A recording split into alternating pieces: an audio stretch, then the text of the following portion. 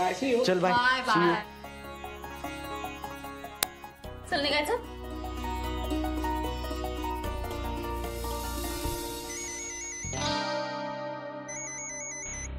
काय ग? काय झालं? अनिलचा फोन येतोय. अनिलचा फोन तुझ्या फोनवर कशाला?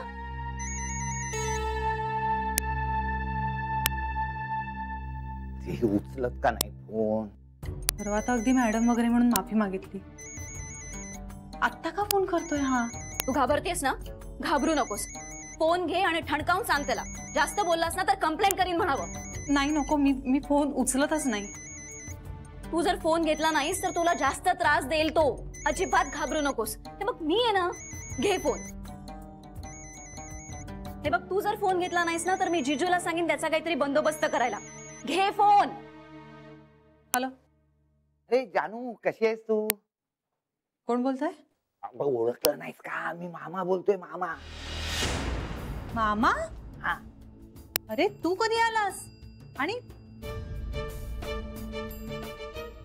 अनिलच्या फोनवरून कसा आलाय तुझा फोन? अगं ते घरी आल्यावर सगळं सांगतो. ते एक लक्षात घे, काही टेन्शन घेऊ नको. सगळं मी व्यवस्थित करतो.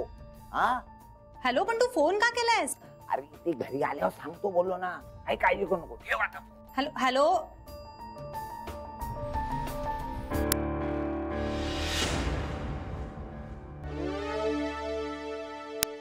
जान्हवीचा नंबर. जान्हवी जान्हवी.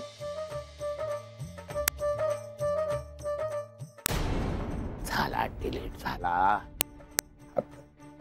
व्हिडिओ.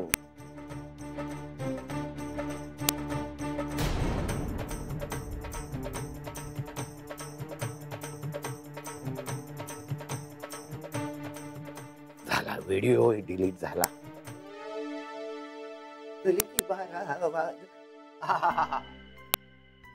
काम झालं.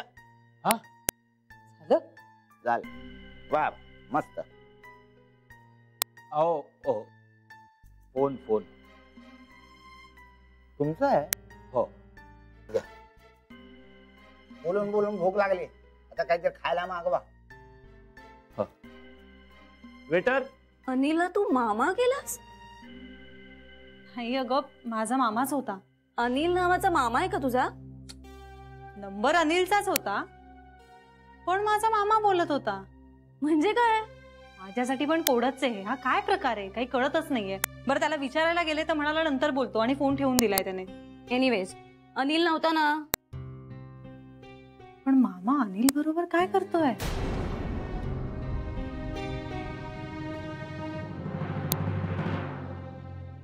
ऐसा करो, 3 इडली सांबार लाना और 3 शिरा.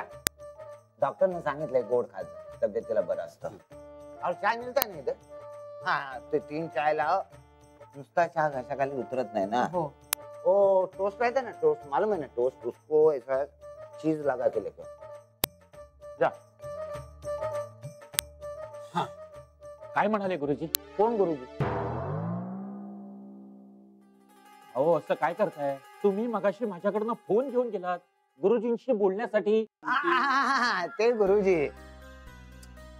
गुरुजी म्हणाले अवघड आहे, फार अवघड आहे. हा, पण काढू तुमच्यासाठी काहीतरी मार्ग काढू. करा करा, नक्की करा. माझी जान माझीच झाली पाहिजे. ती जर माझी होणार नसेल ना तर दुसऱ्या कोणाची होऊ देणार नाही. त्यासाठी वाटेल ते करीन मी. मी माझं घरदार विकीन.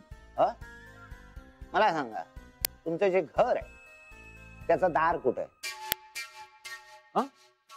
म्हणजे पूर्वेला की पश्चिमेला? म्हणजे हेही बघता तुम्ही?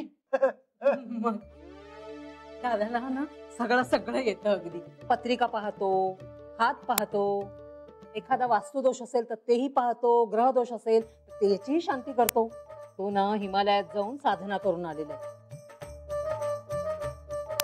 तुम्हाला सांगते, त्याने एखाद्याला अंगारा लावला ना तरी तो माणूस बरा होतो. तुम्हालाही लावतो एकदा अंगारा. हो नक्की लावा, पण एकदा घरात या. तो ग्रह दोष काय तो काढून टाका. काय ना अनिल,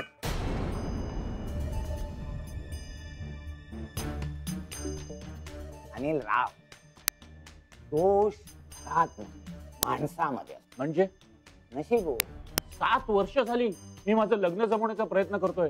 अहो अजून जमत नाहीये होते. होणार तर काही तेज आहे चेहऱ्यावर. होणार होणार. हा मामा आहे ना, काही काळजी करायची नाही.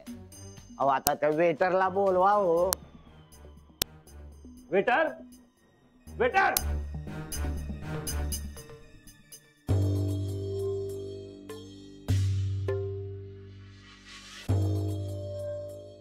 तिच्या आईविषयी माझं मत काही बरं नाही. आता तिच्या बाबांविषयी हे कळलंय. आमचा तर धीरच होत नाहीये पुढे जायला. पण तिच्याकडून हे नातं तितकंच पक्क, इंटेन्स आणि पवित्र आहे का, हा मुद्दा आहे.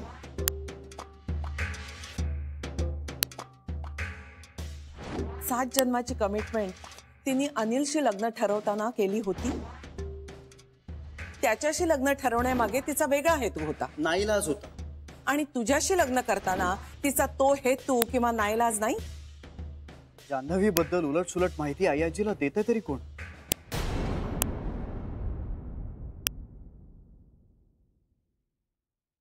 अरे तुम्ही निघालात? सर आता जर काही ऑफिसचं काम असेल तर ते मी करू शकणार नाही, कारण ऑफिसची वेळ संपलेली आणि माझा बॉयफ्रेंड माझी वाट पाहत असेल. लव्हबर्ड्स. Love bird. लग्नाआधी मुला आणि मुलीला लव्ह बर्ड म्हणतात. लग्नानंतर त्यांना काय म्हणतात सांग बघू जान्हवी. सांग सांग. Angry bird. टाळी. काही या बरं, एक काम कर, ही फाईल उद्या गोखले गृहोद्योग मध्ये देऊन ये. उशिरा आलीस तरी चालेल. हं? सर मी येऊ का? तू उशिराचे तेच विचारायला कशाला पाहिजे, नाही का? सर तुम्ही मला नेहमी घालून पाडून बोलता. हा तुम्ही जर असं बोललात ना तर मी नोकरी सोडून देईन. नक्की नक्की नोकरी सोडशील? वा वा वा. हे बघ गीता, नंतर म्हणायचं नाही मस्करी केली म्हणून. हा सर काय हो बिचारीला. एवढं सोपं आहे जान्हवी, मला माहितीच नव्हतं. साहेब मी जाऊ का? हिचं मी उशिरा येऊ का आणि ह्याचं मी लवकर जाऊ का, एवढेच प्रश्न विचारत असतात. अरे कुठे चाललात? मी आहे ना ऑफिस मध्ये काम करतोय. कोणीही कुठेही जायचं नाही मी जाईपर्यंत. जान्हवी तू निघ. तुम्ही पण निघा ना साहेब. राहिलेलं काम उद्या लवकर येऊन करा ना. बरं झालं हा सांगितलंस. कुठून आणतोस रे हा आगाऊपणा तू? बस शांतपणे, अजून खूप काम आहे. आज निघायला उशीर होणार आहे. सॉरी साहेब, म्हणजे तुम्ही कामात सिंह आहात, म्हणजे इथे सिंह आहात तुम्ही. घरी पण असेच असता का हो? म्हणजे काय? घरी सुद्धा मी सिंहच असतो, पण या सिंहावर सतत एक स्मिता नावाची दुर्गा बसलेली असते. भाल्याने टोचत. जाऊ दे मग. एक मिनिट. अरे बापरे, 100 वर्ष आयुष्य आहे. बोल ग बबडा, बोल बोल. काय ग स्मितुडी? आईला जेवायला घेऊन बाहेर जाऊया? जाऊया ना, आनंदाने जाऊया. फक्त कुठल्या हॉटेलमध्ये जाऊया तेवढं सांग. म्हणजे हॉटेलचा दरवाजा बघून घ्यायला लागेल. आई शिरायला हवी ना आतमध्ये. अगं तसं नाही आई. अगं आईची चूक नाही तुझ्या. आई तुझी हॉटेलमध्ये जाणार, लोकांनी स्वागत करायला नको का नीट त्याचं, म्हणून म्हटलं दरवाजा बघून घेतो कसा आहे. शिवाय काय आहे, हॉटेलमधलं जेवायचं म्हणजे जेवणाआधी देवाची प्रार्थनाही करायला नको. तू बनवलेलं नसणार ना जेवण. अगं स्मिता तसं नाही, तसं नाही. अगं तू बनवलेलं जेवण नसेल तर उगाच देवाची प्रार्थना फुकट कशाला घालवायची? तुझ्या हातची चव थोडी देणार आहे त्या जेवणाला. हा जाऊया जाऊया, आईला नक्की जेवायला घेऊन जाऊया. हा तोपर्यंत सांभाळ आईला. नाही तू कशाला करतेस फोन? मी करतो ना. अगं मला कुठे काय काम आहे, करतो फोन तुला. हा चला चला. अच्छा hello hello hello hello hello. Signal गेला. सर मी निघू का? हो निघ.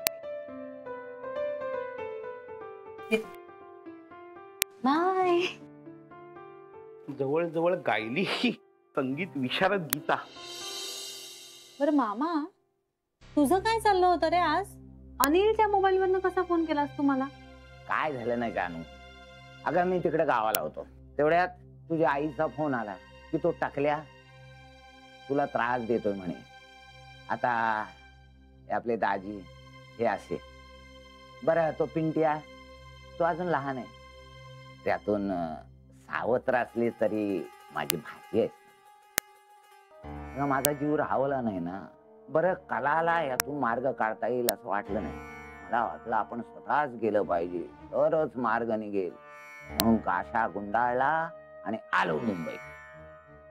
बरं ह्या सगळ्यामध्ये तू अनिल बरोबर काय करत होतास हे सांगितलेलंच नाहीये. मुद्द्याला बगल द्यायची, फापट पसारा घालायचा, आणि गोल गोल बोलून लोकांना गोंधळात टाकायचं ही खासियत आहे ना आमच्या मेवणे साहेबांची.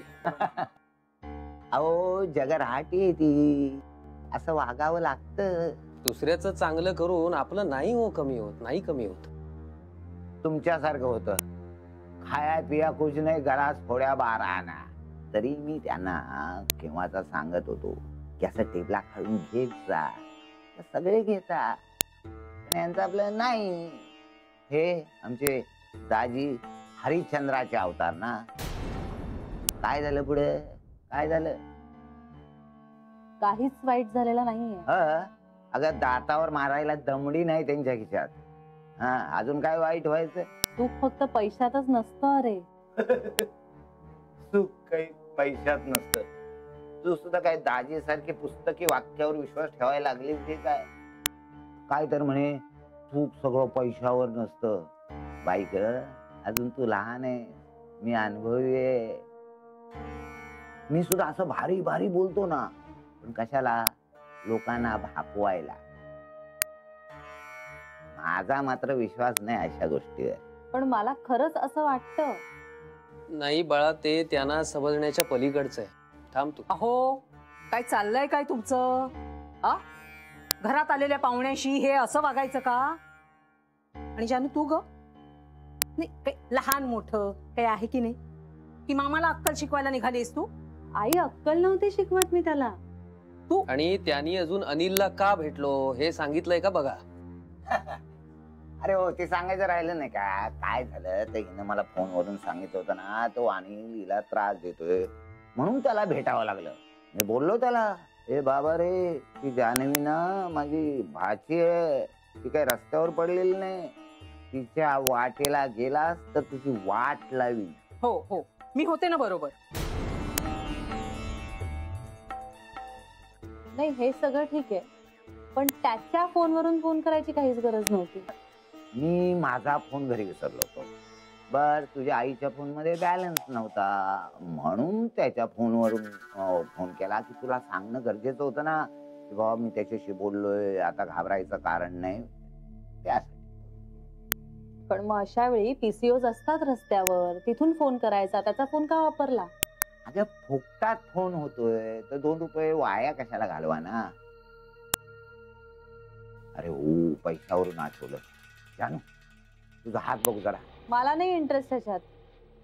अगं बघू दे तरी, हस्तरेषा बघाव्या लागतात.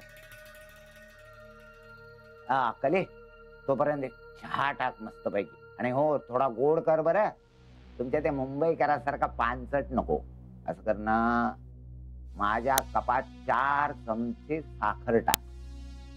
अगं बाई ग, नाही नाही नाही नाही, अरे मला आता शक्यच नाही होणार. अरे माझी कंबर धरली आहे. तुझी कंबर तूच धरली ती सोड. अगं मोठ्या भावाची जरा सेवा कर, जा चहा कर. या वयात हालचाल करायला हवी. बघ, बसून बसून तू फुगत चाललेस आणि भाऊ वाळत चाललाय. मी टाकते. तू नको करोस, तू थांब. तू जा कर, चहा कर. आणि असं कर, दाजींसाठी सुद्धा 1 कप चहा ठेव. थोडी साखर कमी टाक. आता बघू, हे बघ, विश्वास नाही वगैरे असं म्हणायचं नसतं, शास्त्र असतं आणि मला कळतं ना त्यातलं, म्हणून तुला सांगतो. बघू हात, बघू तुझा हात बघू. चल, बायकांचा डावा हात बघू. वा वा वा, अरे काही धनरेषा आहे की एक्सप्रेस हायवे. खरंच मानलं पाहिजे, तुला नक्की धनलाभ होणार आहे. 5 वर्षाचे होते तेव्हापासून हेच सांगत आलाय तरी. अगं कधी आणि कुठे होणार ते कुठं सांगितलंय. पण शेवटी झालं ना माझं भविष्य खरं. आता एका मोठ्या कंपनीची मालकीण होणार आहेस तू. आणि हे कळण्यासाठी फार गाढा अभ्यास हवा नाही. मामा तुझं ना उगाच अंदाज पंचे राहोदर्शे चालू आहे ना. माझं भविष्य खरं ठरलं की नाही बघ ना. आता खरंच एका श्रीमंत घराच्या चाव्या तुझ्या कमरेला लटकणार आहेत. आता काय बाबा, तू श्रीमंत पतीची राणी होणार आहेस. पण या गरीब मामाला विसरू नकोस. अरे हो, बघू पुढे, बघू ना हात पुढे काय आणखी बघायला पाहिजे ना. आता बघ,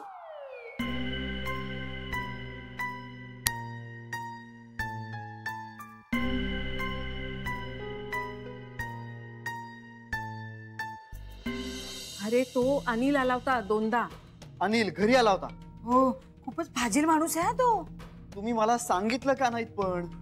अरे आमच्या लक्षात नाही आलं ना की तुला सांगायला पाहिजे. तुला काळजी वाटली असते ना.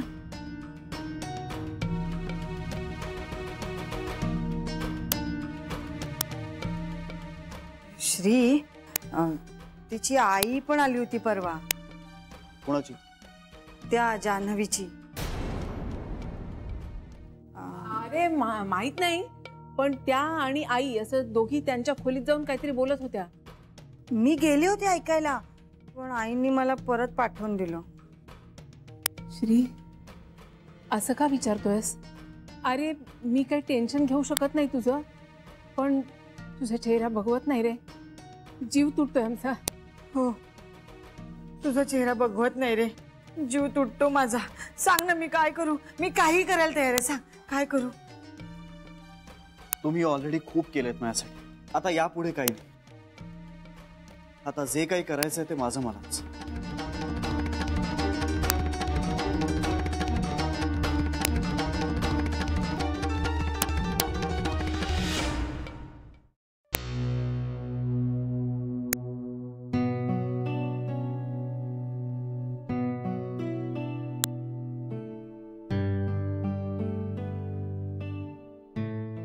अय्याजी, काय रे?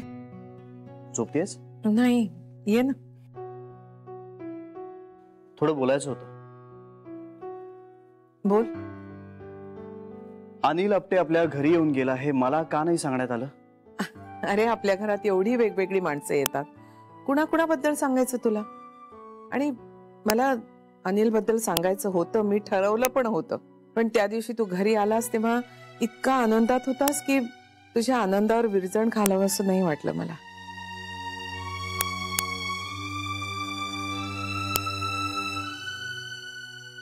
आणि जान्हवीची आई सुद्धा आली होती का घरी? हे कोणी सांगितलं तुला? सांग ना प्लीज. श्री, मी खोटं बोलत नाही, म्हणूनच तुझ्या प्रश्नाचं मी उत्तर देऊ शकत नाही. तुला माझी शपथ आहे. एकाच गोष्टीसाठी दोघांनी शपथा घातल्या तर पहिली शपथ पाळायला पाहिजे ना. त्यासाठी कशाचीही किंमत मोजावी लागली तरी? तिची आई का आली होती हे न सांगण्यासाठी मी तुझी शपथ घेऊन बसलीये. त्यांनी तुला माझी शपथ घालावी इतकं काय सांगितलंय? ते न सांगण्याची तर शपथ घेतलीये मी. याची असं शब्दांनी वगैरे काही होत नसतं ग. आम्ही आपली जुनी माणसं, आम्ही शपथा मानतो आणि पाळतोही. लग्नाबद्दल काही बोलायला आलं होतं का? हे तुला सांगितलं तर शपथ मोडल्यासारखं होईल. नको मोडूस तुझी शपथ. आजी, माझ्यात जो हट्टीपणा आला ना तो तुझ्याचकडून आलाय. तेव्हा जान्हवी बाबतीत तुझा जो काही गैरसमज आहे ना तो दूर केल्याशिवाय मीही स्वस्थ बसणार नाही.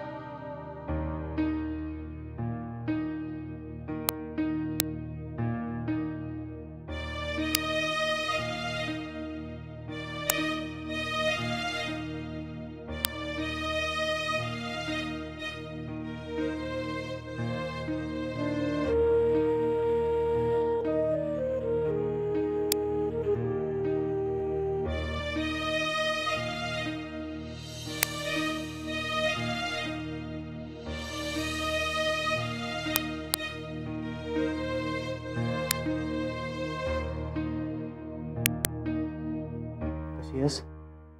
तुझी आहे जान्हवी. श्री,